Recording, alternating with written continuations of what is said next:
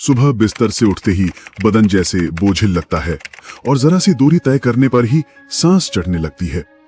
ये सब बढ़ती उम्र का सामान्य हिस्सा है, मगर हम अक्सर इसे भाग्य या दुर्बलता समझकर नजरअंदाज कर देते हैं।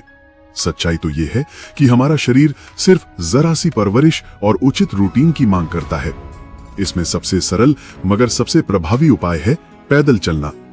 अब आप सोच रहे होंगे कि चलना तो ठीक, लेकिन हमारी आयु में कितनी मात्रा उचित रहेगी?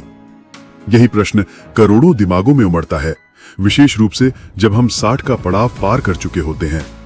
कोई बोलता है 10,000 स्टेप्स हर रोज जरूरी हैं, तो कोई चेताता है कि इतनी मात्रा जोड़ों और हड्डियों को हानि पहुंचा सकती है। वास्तविकता क्या है? आज हम यही चर्चा करेंगे कि 60 वर्ष पार करने के बाद प्रतिदिन कितने स्टेप्स चलने चाहिए और इसका कारण क्या है। देखिए, चलना कोई आधुनिक आविष्कार नहीं। बचपन से लेकर वृद्धावस्था तक हम सभी चलते ही आते हैं। अंतर सिर्फ इतना कि पहले ये खेलकूद में होता था और अब हमें इसे जागरूकता से अपनाना पड़ता है, क्योंकि बढ़ती आयु के साथ शारीरिक शक्ति, हड्डियों की दृढ़ता और हृदय स्वास्थ्य प्रभावित होता है। इस स्थिति में उचित मात्रा में दैनिक वॉकिंग हमें दीर्घायु, उत्तम स्वास्थ्य और प्रसन्न जीवन प्रदान कर सकती है। तो आइए शुरू करते हैं इस प्रश्न से कि क्या वाकई सभी को 10,000 स्टेप्स रोजाना चलने चाहिए? संभवतः आपने ये संख्या बार बार सुनी होगी। असल में 10,000 स्टेप्स का विचार किसी वैज्ञानिक अध्ययन से नहीं निकला, बल्कि एक जापानी फर्म ने अपनी फिटनेस घड़ी बेचने हेतु इसे प्रचारित किया था। जी हाँ, अधिक चलना लाभदायक है, किंतु 60 से अधिक आयु वालों के लिए अनिवार्य नहीं कि 10,000 स्टेप्स ही स्वास्थ्य का मापदंड हो। वास्तविकता यह है कि इस उम्र में मुख्य बात है नियमितता से चलना, अर्थात हर रोज कुछ स्टेप्स, मगर निरंतर। अध्ययन दर्शाते हैं कि 60 वर्ष बाद यदि आप प्रतिदिन लगभग 6,000 से 60,000 स्टेप्स चलते हैं, तो ये आपके हृदय स्वास्थ्य, मधुमेह नियंत्रण और वजन प्रबंधन के लिए अत्यंत उपयोगी है। और यदि किसी को जोड़ों या पीठ में पीड़ा है, तो 4,000 से 5,000 स्टेप्स भी समान रूप से प्रभावकारी हो सकते हैं, शर्त ये कि आप इसे दैनिक रूप से जारी रखें। अब प्रश्न उठता है कि इतने स्टेप्स का वास्तविक अर्थ क्या है? कल्पना कीजिए, आप रोज प्रातः और सायंकाल आधा आधा घंटा शांतिपूर्वक चलते हैं, तो औसत 100 स्टेप्स प्रति मिनट की गति से आप सरलता से 5,000 से 6,000 स्टेप्स पूर्ण कर लेंगे। अर्थात आपको पूरे दिन अलग समय निकालने की आवश्यकता नहीं, सिर्फ अपनी दैनिक दिनचर्या में छोटे परिवर्तन करने हैं। यहाँ एक और जिज्ञासा है कि वॉकिंग के लाभ किस प्रकार प्राप्त होते हैं। देखिए, जब आप चलते हैं तो हृदय तेजी से धड़कता है, जिससे रक्त परिसंचरण सुधरता है। ऑक्सीजन समस्त शरीर में पहुंचती है, जिससे थकावट और आलस्य घटता है। इसके अलावा वॉकिंग से हड्डियां और मसल्स सक्रिय रहती हैं, जिससे गिरावट का जोखिम कम होता है। और सबसे महत्वपूर्ण, चलना आपके मिजाज को सकारात्मक बनाता है। आप स्वयं देखेंगे कि कुछ देर घूमने के पश्चात मन हल्का और आनंदित हो जाता है। अब एक महत्वपूर्ण बिंदु समझना आवश्यक है। कई व्यक्ति मानते हैं कि वॉकिंग तभी उपयोगी जब तेज गति से की जाए, किंतु 60 के बाद मुख्य है संतुलन। ना बहुत तेज चलना जरूरी, ना बहुत लंबा। यदि आपकी सांस इतनी तेज हो रही कि वार्तालाप भी नहीं कर पा रहे, तो मतलब गति अधिक हो गई है। प्रयास कीजिए कि आपकी गति ऐसी हो जिसमें आप सहजता से बात कर सकें और शरीर में हल्का पसीना भी आए। यही उचित वेग है। वॉकिंग का दूसरा लाभ है उत्तम निद्रा। बढ़ती आयु के साथ सबसे सामान्य शिकायत है कि नींद पूरी नहीं होती, मगर यदि आप प्रातः या सायंकाल नियमित वॉक करते हैं, तो शरीर में मेलेटोनिन हार्मोन का संतुलन बेहतर होता है, जिससे नींद गहन और शांतिपूर्ण आती है।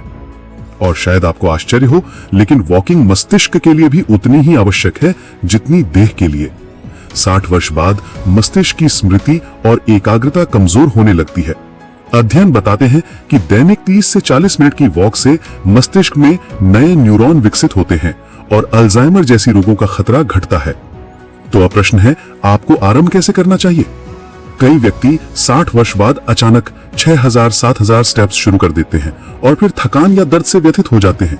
सर्वोत्तम विधि है क्रमिक आरंभ।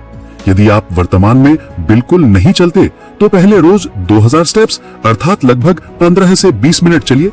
फिर प्रत्येक सप्ताह 500 से 1,000 स्टेप्स बढ़ाएं। धीरे धीरे आपका शरीर अभ्यस्त हो जाएगा। स्मरण रखिए, यहां दौड़ की आवश्यकता नहीं बल्कि निरंतरता की। चाहे प्रातः उद्यान में जाएं या घर के प्रांगण में टहले या बाजार तक पैदल, सब मायने रखेगा। बस ये अभ्यास दैनिक होना चाहिए।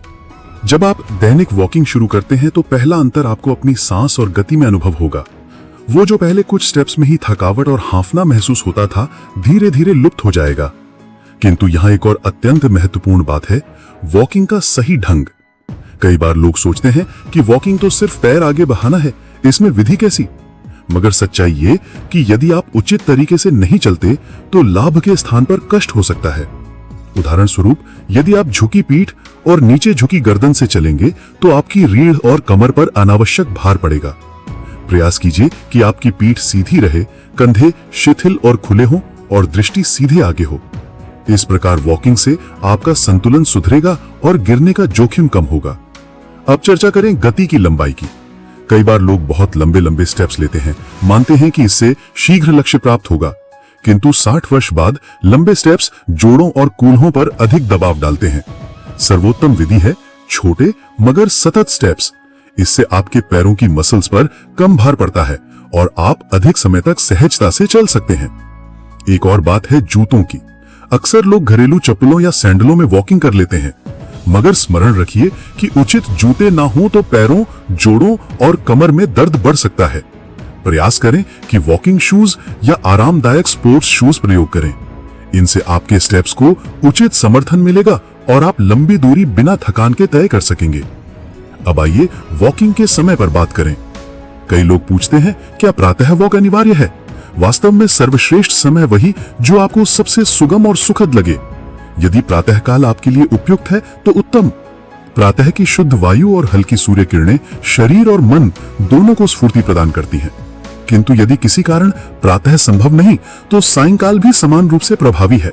सिर्फ प्रयास करें कि भारी भोजन के तुरंत बाद ना चलें और देर रात्रि भी वॉक ना करें।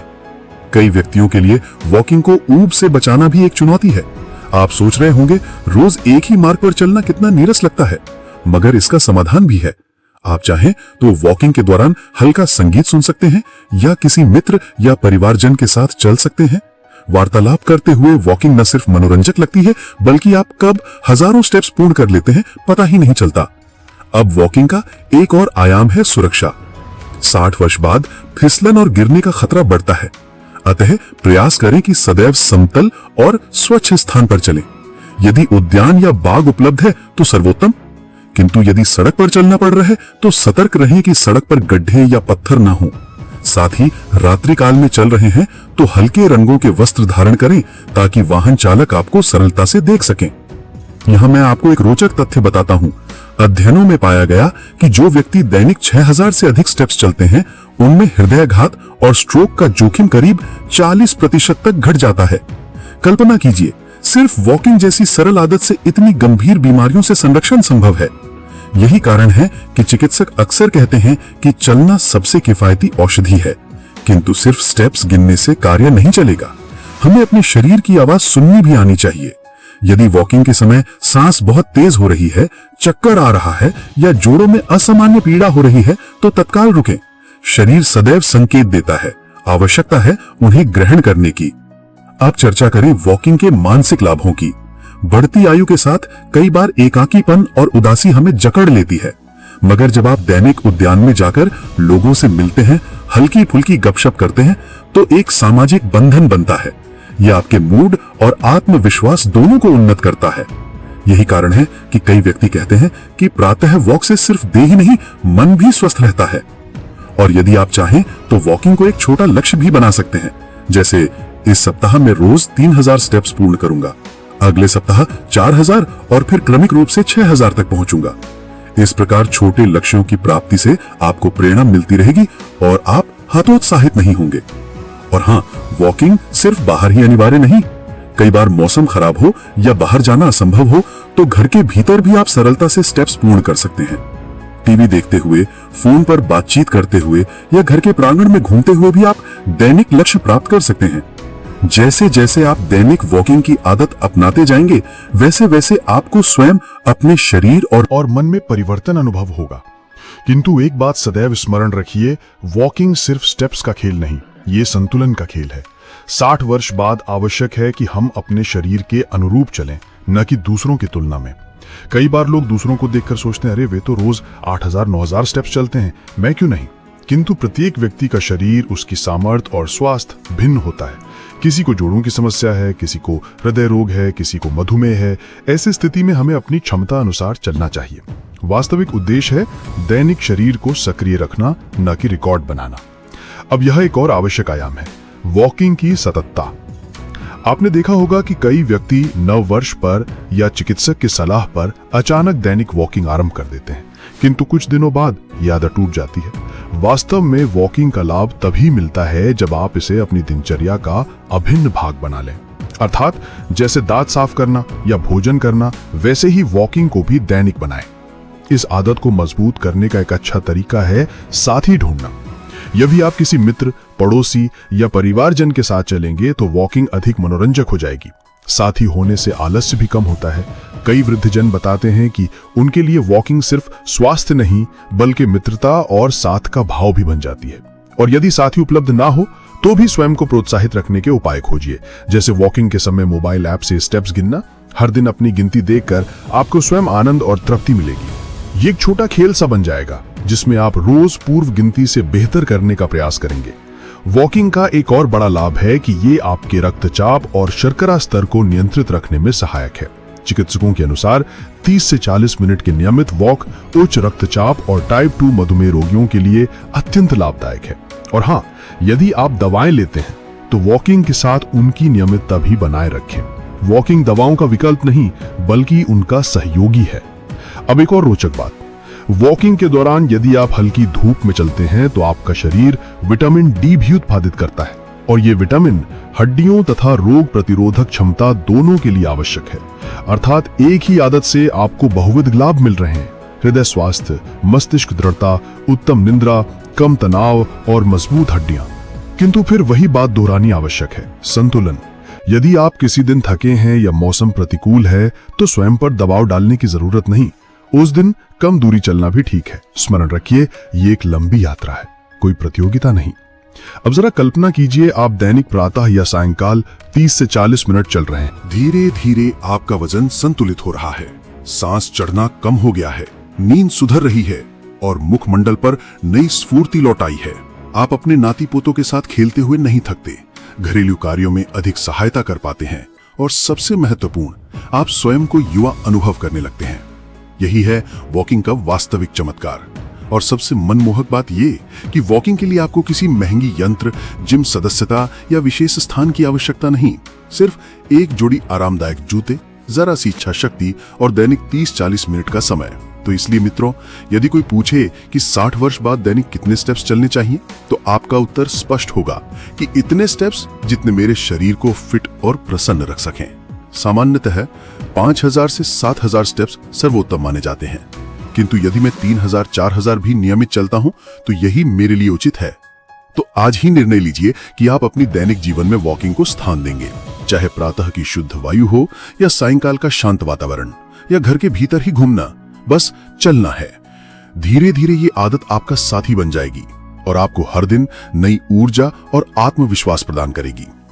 स्मरण रखिए, छोटी आदत भी बड़ी बीमारियों से रक्षा कर सकती है। आप अभी जो स्टेप्स ले रहे हैं वही आपको आगामी वर्षों में लंबा और स्वस्थ जीवन देंगे। यदि आपको ये सुझाव सहायक लगे तो नीचे टिप्पणी में अवश्य बताएं कि आप दैनिक कितने स्टेप्स चलते हैं और वॉकिंग से क्या परिवर्तन अनुभव किए हैं। इस वीडियो को लाइक न भूलें और सेहतमंद बुढ़ापा चैनल को सब्सक्राइब कीजिए ताकि आपको ऐसे ही सरल और उपयोगी स्वास्थ्य सलाह मिलती रहे। तो आइए आज से संकल्प लें, हर दिन कुछ स्टेप्स स्वयं के लिए, क्योंकि आयु सिर्फ एक अंक है, मगर स्वास्थ्य ही सच्ची शक्ति है। और स्मरण रखिए, जीवन 60 के बाद भी उतना ही सुंदर हो सकता है जितना पूर्व में था। बस हमें चलना है, मुस्कुराना है और जीना है पूरे जोश से। अगर आपको ये स्वास्थ्य संबंधी जानकारी उपयोगी लग रही है तो सेहतमंद बुढ़ापा चैनल को अभी सब्सक्राइब करें और ऐसे टिप्स से जुड़े रहें जो बुढ़ापे को सेहतमंद बनाते हैं।